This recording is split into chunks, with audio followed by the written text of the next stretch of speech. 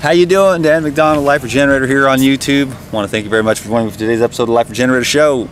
I'm with Robert Lockhart. Robert. Daniel. How long have you been on this raw food thing, man? About 25 years total raw, about 45 years vegetarian. I gave away meat at that stage, so. Then I noticed my health started to improve a little bit after I'd done that, obviously. And but it's a matter of progression, as you know, Daniel. Are you still progressing? I'm still progressing. Now that's a man that speaks my language. No, still progressing. Even though I've been doing it a long time, I'm still learning. That's why we're on this planet, to learn, really, you know.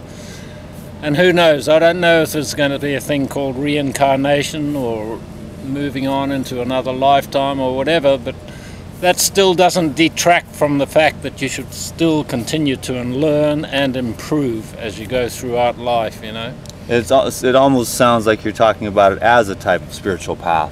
It is a spiritual evolution path. Yes. Of yes. your consciousness, yes. and becoming more refined. Exactly. Yeah, and the diet is a nice small part of that. The diet's a small part of it, and then the lifestyle, the total lifestyle, all helps in the awakening of your consciousness to the extent that you can receive things that you might not have been able to receive coming into your orbit or your sphere of influence when you are eating so many toxins and so many cooked food toxins, which are detrimental over the long term to your body.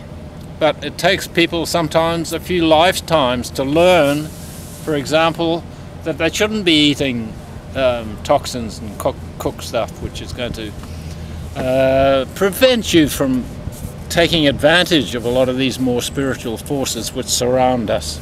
Amen. Now you're definitely speaking my language. The cosmic radiation, and the sun and the oxygen, and then even much more subtle energies, that allow us to thrive. Exactly. And to improve and refine and serve the world in a better way. Yes. So, what got you onto the vegetarian and then eventually like the raw food kick? You know, just being, man, when I was young, I was brought up on a dairy farm, lots of animals, killing and everything going on around me. You're conditioned by your childhood, you know. And this is the problem to a large extent. You've got to learn to uncondition from all those wrongful influences that you were exposed to probably when you were a child, etc. And that's often quite the difficult part.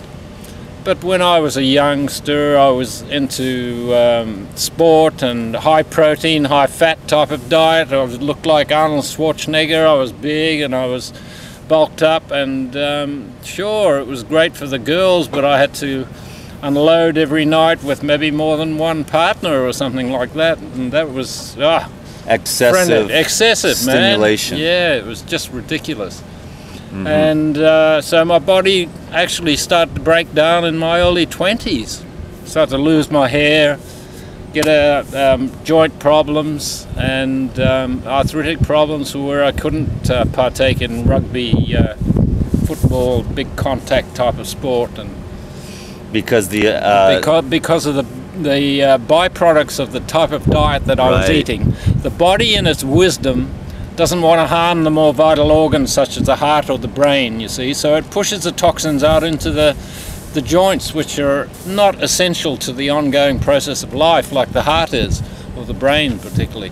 So that's just come down to the wisdom of the body again, doesn't it, Dan? You know yourself that if you've got that inherent factor working to prolong your life as long as possible, which is inherent in every cell, the body's going to try and do as best it can with the circumstances it's faced with. And my body was faced with dire circumstances, I can tell you. Yeah, protein powders, all sorts of crap, you know. And so my body was breaking down. So once I came in a little bit of contact with, in those days it was Paul Bragg. He was, and then Arnold Ehret, and then, you know, all these great teachers that can teach us something, Herbert Shelton, natural hygiene. Luckily enough, I was able to come in contact with that, and I realized the error of my ways, and within 3 months of changing my diet, the pain had started to go in my knees, whereas before they said, no, you've got to have an operation, but the operation would only be 50% chance of success. So what, you know, luckily I had the sense, common sense. Diet is like 100% chance of success. Yeah. You know, I'm gonna go with that. So that's good. But you got to actually do the work. You got to do the work, and you got to, well, it's working with nature rather than against it. And if you're continually bashing your head against the wall, it becomes a self-defeating exercise, doesn't it, after a while? You know? Yeah, because of the ignorance of you need such and such proteins and all these things that instead of actually real living high water well, just allowing you know, what has been created in our foods to nourish us. But the thing is, nowadays, as you learn, the foods don't contain, due to conventional agriculture, etc., they don't contain everything we need for a real optimal high level type of diet and nutritional status. So I feel as though people have got to keep refining even though they're on a raw food diet. So going on, say, raw till 4 for a start is good. That's a progression. It's all a progression. As long as you don't get to a progression and you get stuck on one level. And this is their problem, but a lot of people, you know, they get stuck on a level. But you've got to realize that cooked foods are addictive, and they will drag you back. It's like the siren call, pulling you back to more. You'll start going raw till 4. Then, oh God, I might have a bit of this pizza for lunch or something like that, you know, at 12 o'clock. So before you know it, you're eating cooked, you know, 12 o'clock instead of postponing it till later. But as I found, you're better off actually going raw till 4. But what I'm doing after 4 o'clock is just living on air after 4 o'clock. Nothing, no food, no water. So I'm raw up until 4, and then after 4, I'm just on a dry fast, you might say. You have a couple of meals a day? Yeah. But then again, I'm 70. I've got a different nutritional uptake need than, say, a 24 or 25-year-old. I'm not out quite running marathons or anything like that at 70 now, but I wouldn't mind. I could, but why do it, you know, if you don't really need to? If you don't want to. If you don't want to, I don't mind it, but I know that, it'd be okay. But if I had to, the potential is there, so you just grow, you move on, you know, from the fitness into what, like, I call myself mental fitness. I'm on the liquid program. I had a salad last night with the cleanest dressing in the world, and it still just brought me down, and it has affected my day compared to where I was when I was just on orange juice. So I can begin to start to see you know, to continue to progress. No matter what anyone says, you know what you need to do to feel your optimum best. And overeating is too much. It is. You've got to, what you've got to do is to create the situation where your body becomes more efficient in order to handle less. And your body becomes more efficient at digesting, at eliminating and assimilating. It becomes more efficient when you actually postpone overeating, postpone overdoing things, overstraining your body, you know.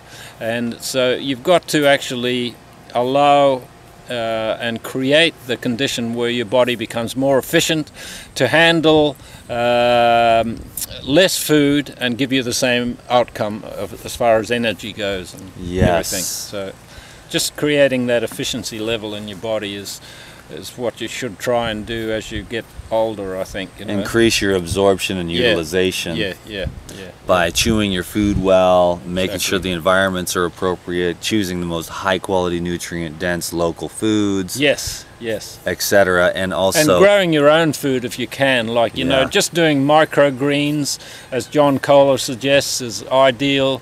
You can buy sunflower seeds in the supermarket for just $1 or so that are used for bird seed, and you can create a really good salad out of them 3 or 4 days later or a week later if you plant them on trays and snip them off. Living food, man. Living food. So that's what it's about, huh? 25 years food. raw. Biogenic food too. You know the difference between bioacidic food, which is meat and really dairy, dead bread, food, grains. bread, and bioactive foods and biogenic foods. You know, one of the group there, the sprouts and the life-generating foods are biogenic. Wheatgrass, and yeah, sprouts. that type of stuff. You know. Yeah. Bioactive foods are fruits and those that you pluck off the tree. See. Yeah, for sure. And the fresher they are, the more bioactive they are. Exactly. And can be, sometimes I feel like the fruits that are hanging from the trees can be moved into the biogenic category. Almost, you know. Yeah. Exactly. Because there's so much vitality there. And they're just bursting with life. You know, but of course once the orange has been in the store for a couple weeks, it's not quite the same. Then it becomes more bioactive. And then of course we missed the category of the biostatic. That's a fun genre to play with. Yeah. But so we shoot for bioactive, biogenic. That's why I like the wheatgrass and the fresh green juices and things like that. So we're just sharing a message. Robert Lockhart from Australia, the durian farmer. Yeah, I used to have a durian farm at one stage. Yeah. Chiropractor, natural health practitioner, seed disseminator. Seed disseminator. That's what our purpose possibly should be on this planet, disseminating seeds. Maybe not your own seed, but other seeds too, you know. Seeds of knowledge? Yeah, seeds of knowledge. Exactly, goodness. And seeds of the tree.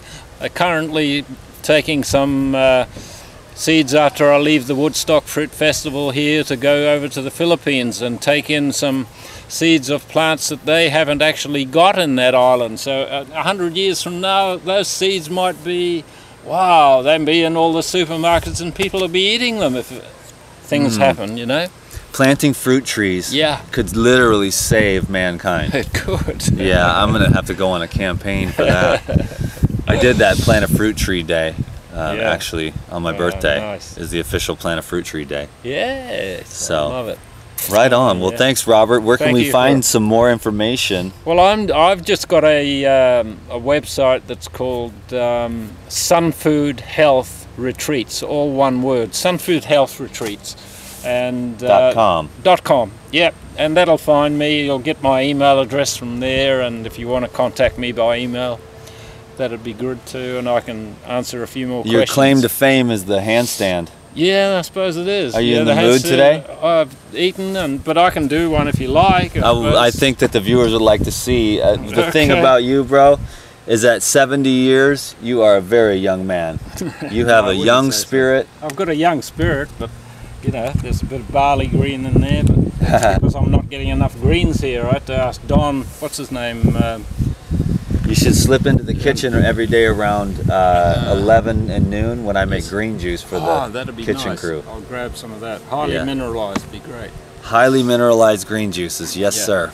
Okay. Well, yeah, so we'll show you all a handstand here. This is pretty good for a 70 years young. Do you just always want to flirting with the girls? It? I see you flirting with the girls, man. I caught you a million times. No, you haven't. Oh, they like you, man. They think you're just cute as a bug. I know you haven't. I'm just joking around. Okay. What are you filming this now, are you? Okay.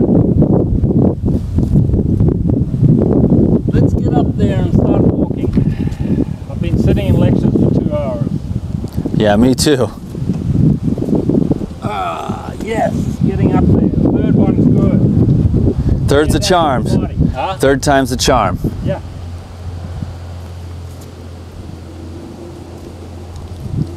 Ah, there it is. Beautiful. That is a lot of talent.